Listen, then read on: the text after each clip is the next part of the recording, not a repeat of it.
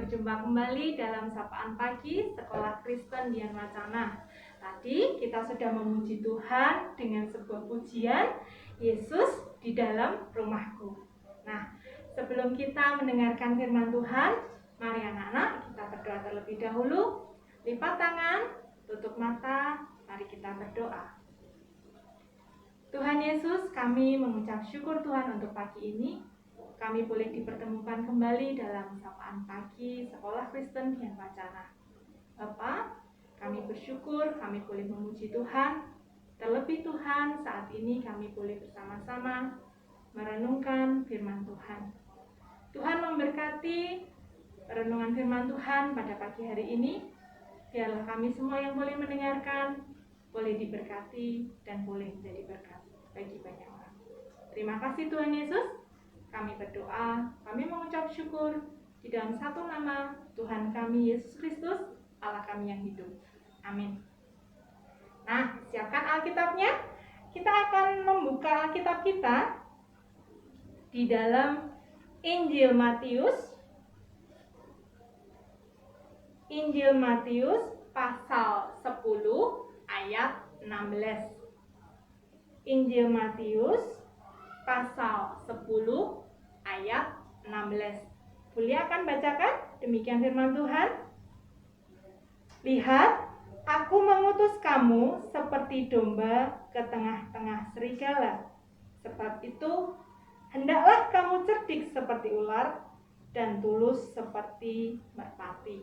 Sekali lagi, boleh akan bacakan firman Tuhan pagi ini diambil dari Injil Matius pasal 10 ayat 16. Lihat, aku mengutus kamu seperti domba ke tengah-tengah serigala. Sebab itu, hendaklah kamu cerdik seperti ular dan tulus seperti merpati. Amin. Nah, pagi ini Bulia akan membawa sebuah renungan dan Bulia beri judul cerdik seperti ular. Nah, tentu ya kita semua sudah pernah mendengar cerdik seperti ular, tulus seperti merpati. Nah, kenapa kok cerdik seperti ular ya? Nah, ada sebuah kisah anak-anak. Di sebuah hutan tumbuh banyak sekali pohon. Memiliki batang yang besar-besar yang dapat digunakan untuk apa saja ya batang pohon ya. Tentu banyak sekali manfaatnya batang pohon. Bisa dijadikan atap rumah, membangun rumah. Kalau sekarang bisa juga menjadi alat-alat yang kita pakai di rumah. Ada almari, meja, kursi, banyak sekali bahan-bahan perabotan yang ada di rumah yang terbuat dari pohon. Nah, kisahnya adalah ada seseorang lelaki yang membawa sebuah kapak. Anak-anak tahu apa itu kapak? Kapak itu yang dipakai untuk menebang pohon. Hanya saja, kapak dari anak laki-laki ini tidak memiliki kayu atau pemegang kapaknya itu. Jadi hanya mata kapak yang dia miliki.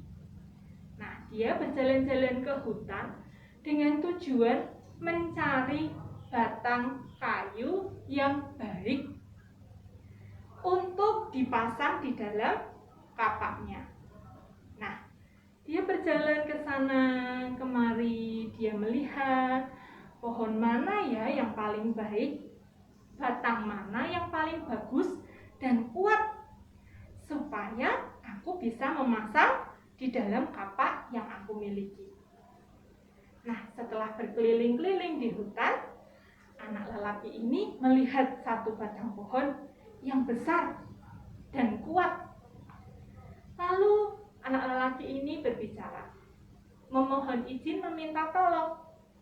Hei pohon, aku hendak meminta batangmu untuk aku pasang di dalam kapak yang aku miliki. Bolehkah? Anak lelaki ini meminta dengan baik. Lalu tanpa curiga, dengan kebaikannya, si pohon ini mengatakan, baiklah, ambil saja. batang pohon yang kamu inginkan. Lalu betul anak-anak lelaki ini kemudian mematahkan batang pohon tersebut, kemudian dipasang di dalam kapak yang dibawanya tadi.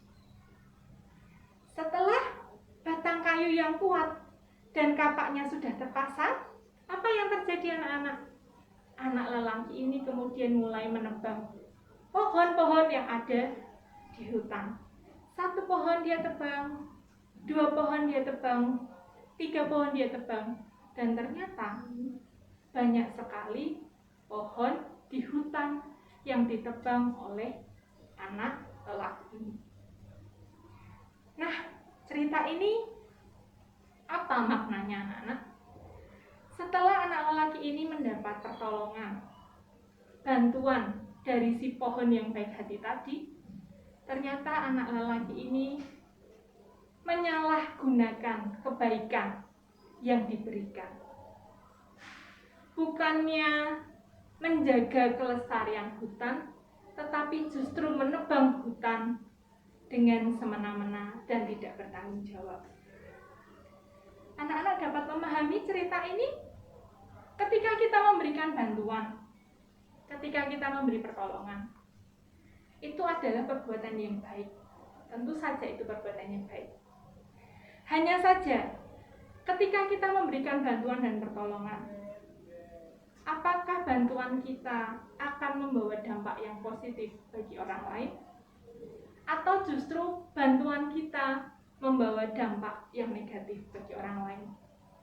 Contoh saja, hari-hari ini anak-anak sedang menghadapi penilaian akhir semester. Tentu, Bulia percaya anak-anak berusaha mengerjakan dengan sungguh-sungguh, mempersiapkan dengan baik-baik. Tetapi ketika di dalam mengerjakan, misalkan saja, Bulia percaya ya anak-anak tidak akan melakukan, tapi Bulia bermisal ya, misalkan saja ada seorang kawan atau teman meminta anak-anak untuk memberikan jawaban. Bertanya, nomor sekian aku tidak bisa, nomornya berapa ini, jawabannya apa? Lalu anak-anak memberikan bantuan. Apakah itu menghasilkan perbuatan yang baik? Apakah itu menolong dengan baik? Apakah dengan menolong memberikan jawaban akan membuat teman itu menjadi pintar? Tentu saja tidak. Dengan memberikan jawaban ketika ulangan, memang terlihat memberi bantuan yang baik, tetapi tidak menghasilkan perbuatan baik. Hasilnya apa? Hasilnya teman yang meminta jawaban akan terus tidak bisa memahami, akan terus tidak dapat mengerti dan tidak dapat mengerjakan secara pribadi. Hasilnya apa? Teman tersebut akan ketergantungan untuk mencari jawaban dengan bertanya kepada kawan yang lain. Hasilnya apa? Apakah menjadi pandai? Tentu saja tidak. Apakah menjadi anak yang pintar? Tentu saja tidak. Tetapi akan membangun satu kebiasaan yang buruk. Nanti bisa nyontek kok. Nanti bisa bertanya kepada teman. Nggak perlu belajar. Toh temanku yang satu itu baik hati. Kalau aku tanya, pasti dikasih jawaban. Apakah itu yang kita inginkan dari setiap bantuan kita? Nah, tentu saja tidak ya. Nah, itu adalah ajaran firman Tuhan pagi ini. Ketika kita memberi bantuan, ketika kita memberi pertolongan, mari anak-anak bukan hanya sekedar tulus seperti merpati, tetapi kita juga harus cerdik. Cerdik seperti ular, artinya apa? Ketika kita memberi bantuan, mari hikmat Tuhan kita pakai. Akankah bantuan saya ini membangun orang lain? Akankah bantuan saya ini benar-benar menjadi berkat? Atau justru menjerumuskan orang tersebut? Atau justru membuat perbuatan yang tidak baik? Oleh sebab itu, Injil Matius mengatakan, Lihat, aku mengutus kamu seperti domba ke tengah-tengah serigala. Sebab itu, hendaklah cerdik seperti ular dan tulus seperti merpati. Bukan hanya tulus, bukan hanya cerdik, tetapi dua-duanya harus kita lakukan ya. Cerdik seperti ular jangan diabaikan, tulus seperti merpati jangan diabaikan. Dua-duanya kita harus kerjakan. Memberi pertolongan dengan tulus, memiliki hikmat kepada Tuhan, meminta hikmat kepada Tuhan, apakah pertolongan kita benar-benar jadi berkat. Amin. Mari kita berdoa. Tuhan Yesus, kami mengucap syukur Tuhan pagi ini, kami boleh diingatkan kembali bahwa dalam hidup kami selalu didorong untuk memberi pertolongan kepada orang lain. Kami selalu didorong untuk mengasihi sesama kami. Tetapi Tuhan, pagi ini kami boleh diingatkan kembali bahwa setiap pertolongan yang kami berikan haruslah pertolongan yang menjadi berkat. Haruslah pertolongan yang membangun sesama. Haruslah pertolongan yang membawa perbuatan baik bagi orang lain. Bukan pertolongan yang menjerumuskan orang lain, bukan pertolongan yang membawa perbuatan tidak baik. Tetapi Tuhan, kami diingatkan bahwa setiap kami harus cerdik.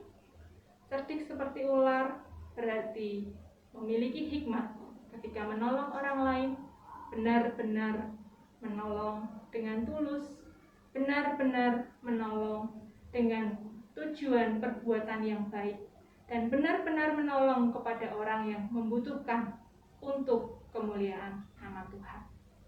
Terima kasih Tuhan untuk renungan pagi ini. Kami rindu hidup kami diberkati dan menjadi berkat bagi banyak orang. Amin.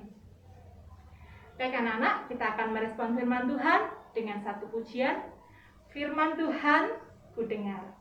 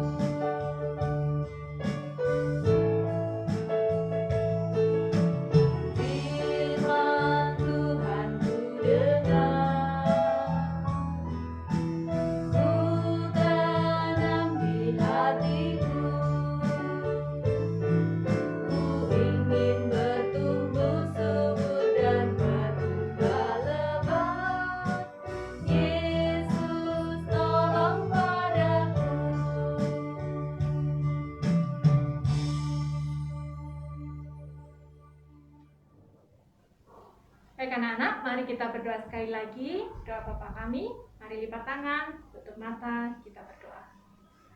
Bapa kami yang di surga, dikuduskanlah namamu, datanglah kerajaanmu, jadilah kehendak-mu di bumi seperti di surga.